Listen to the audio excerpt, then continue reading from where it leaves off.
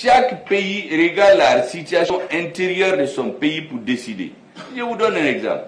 En Europe, il y a deux pays qui sont en belligérance, la Russie et l'Ukraine. Mais quand le mandat du président d'Ukraine est fini, on lui a dit de faire les élections. Il dit non, son pays est en guerre, il ne peut pas faire des élections. Mais on n'a entendu aucun pays européen contester.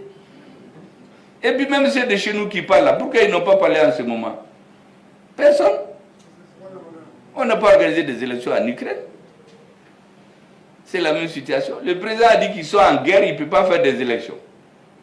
Parce qu'il a tenu compte de la situation intérieure. Mais la Russie est en belligérance avec l'Ukraine, la Russie a fait ses élections. Donc chaque pays, chaque dirigeant regarde la situation intérieure de ton pays pour décider. Mais chez nous, les gens veulent toujours des déclarations venues de l'extérieur. On prend, il faut faire des élections.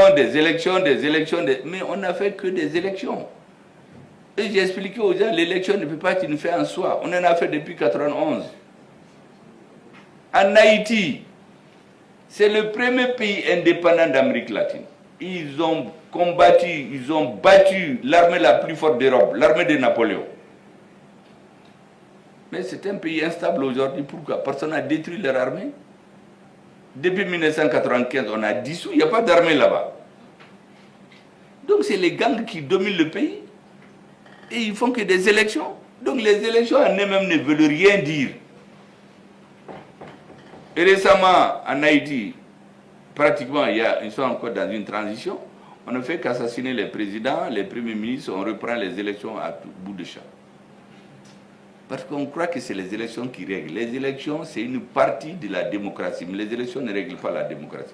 Or, chez nous, il y a des gens qui croient que c'est les élections qui règlent tout. Ils nous disent, voyez, pour renouer avec la communauté internationale.